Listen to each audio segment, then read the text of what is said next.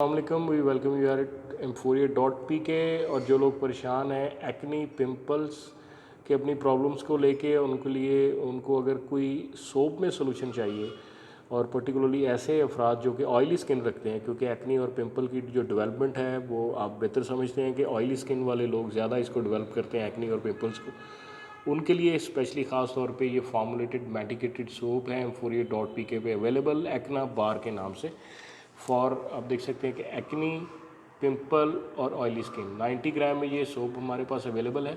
इसका तरीका इस्तेमाल यही है कि आप इसको लेदर करें अपने फेस पे या जहाँ पे आपको प्रॉब्लम है, और इसको अच्छी तरह एब्जॉर्ब होने दें और 2 से 3 मिनट तक इसको लगा रहने दें। उसके बाद आप नीम गर्म पानी से इसको धो लें।